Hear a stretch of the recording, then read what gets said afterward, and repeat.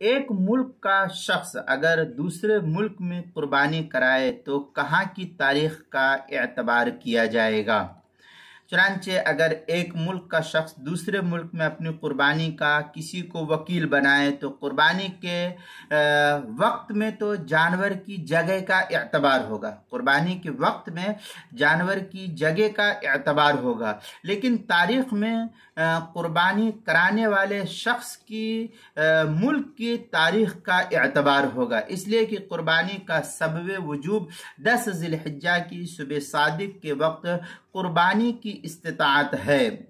اور اس کا تعلق خود آدمی کی ذات سے ہوتا ہے، خود انسان کی ذات سے ہوتا ہے، اور سبب وجوب پائے جانے کے بعد یہ قربانی کس وقت ادا کی جائے اس کا تعلق جانور سے ہوتا ہے، اس لیے وہ جس جگہ موجود ہوگا، یعنی جانور جس جگہ موجود ہوگا اس جگہ کے اعتبار سے فیصلہ کیا جائے کہ وہ شہر میں ہے تو نماز عید کے بعد ہی اس کی قربانی جائز ہوگی، اور اگر وہ دیہات میں ہے تو صبح صادق کے بعد بھی قربانی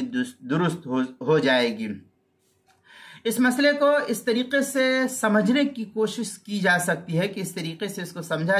جا سکتا ہے کہ اصل مستطیع شخص پر قربانی کا وجوب ہے اور اس کی فرع قربانی کا محل ہے، یعنی جس جگہ قربانی کیا جائے، اسی بنا پر جہاں اصل ہی کا وجود نہ ہو وہاں فرع پر حکم کیسے لگایا جا سکتا ہے؟ اس لیے جب اصل پر قربانی کا وجوب ہوگا تو فرع پر بھی اسی کا حکم نافذ ہوگا۔ چنانچہ فتح القدیر کے اندر ہے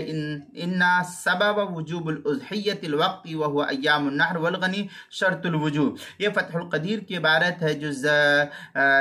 زکریا بک ڈپو دیوبند کا ہندی نسخہ اس کی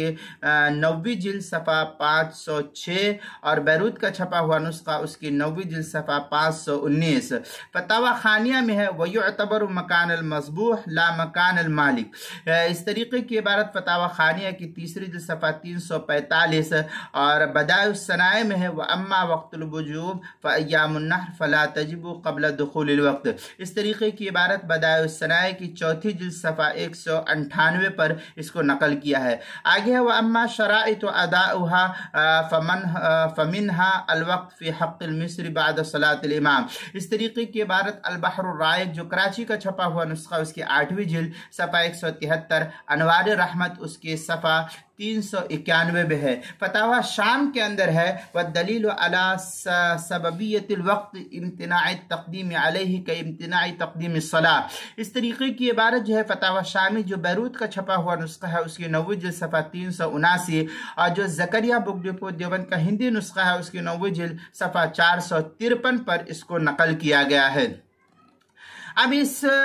اس تفصیل کے بعد اب اس کی ایک وضاحت اس طریقے سے ہو سکتی ہے کہ اس مسئلے میں اولاً 2 جہتیں پائی جاتی ہے، اولاً اس میں 2 جہتیں پائی جاتی ہے۔ پہلی جہت تو اس طریقے سے ہے کہ ایسے ملک سے قربانی کا وکیل بنانا جہاں تاریخ مقدم ہوتی ہے، مثلا سعودی عرب کا رہنے والا شخص ہندوستان کے اندر کسی کو کہتا ہے تو سعودی کی تاریخ ہندوستان کی تاریخ سے عام طور پر مقدم ہوتی ہے، 1 دن کی تقدیم و تاخیر ہوتی ہے۔ چنانچہ سعودی کے اندر رہنے والا شخص ہے تو وہاں کی تاریخ مقدم ہے، تو سعودیہ کا رہنے والا اگر کوئی شخص ہندوستان میں اپنی قربانی کرانے کا حکم دے تو ایسی صورت میں یہاں پر یہ حکم واضح ہے کہ ہندوستان میں جب تک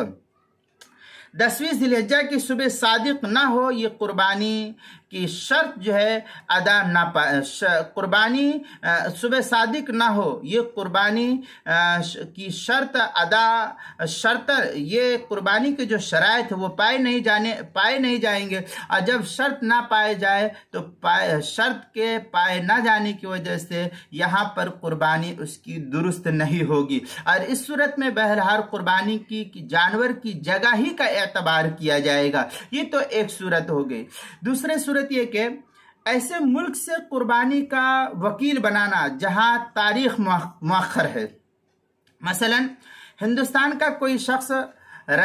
ہندوستان کا رہنے والا ہے، اب اس نے اپنے کسی ساتھی کو سعودی عرب کے اندر رہتا ہے، اس نے جو ہے سعودیہ میں اپنی قربانی کے لیے کسی شخص کو وکیل بنا دیا کہ میری طرف سے وہاں پر قربانی کر دی جائے،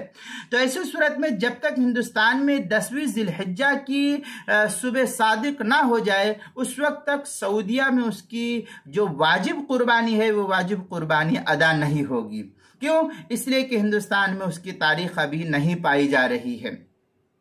तो ऐसी सूरत में जब तक हिंदुस्तान में सुबह सादिक 10वीं ज़िलहिज्जा की ना हो जाए उस वक्त तक उसकी कुर्बानी मुअतबर नहीं होगी, क्योंकि सुबह सादिक से कब्ल जो कुर्बानी के जो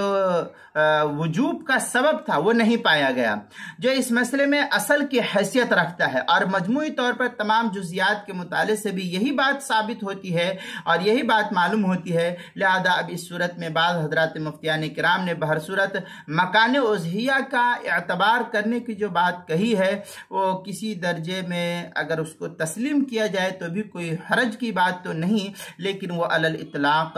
कहना इस तरीके से वो ज़रा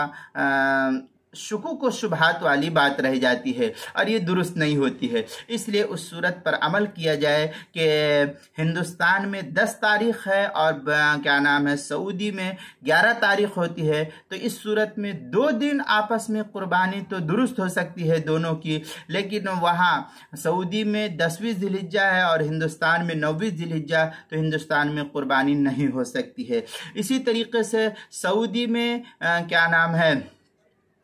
13वीं ज़िलहिज्जा होती है और हिंदुस्तान में 12वीं ज़िलहिज्जा होती है, तो इस सूरत में हिंदुस्तान में तो कुर्बानी दुरुस्त हो जाएगी, लेकिन चूँकि वहाँ शराइत नहीं पाए जा रहे हैं और वो 13वीं ज़िलहिज्जा है, तो इस सूरत में 13वीं ज़िलहिज्जा की दिन की कुर्बानी दुरुस्त नहीं होगी जो सऊदी में रहने वाले शख्स है। तो इस तरीके से तक़दीम व ताख़ीर हो सकती है। तो इस मसले को ज़रा खूब अच्छी तरीके से समझ लेना चाहिए। इस मसले की थोड़ी सी तफसीली बहस जो है किताबुल मसाइल की दूसरी जिल्द सफ़ा 301 और 302 पर भी नकल की गई है, वहाँ भी देख सकते हैं।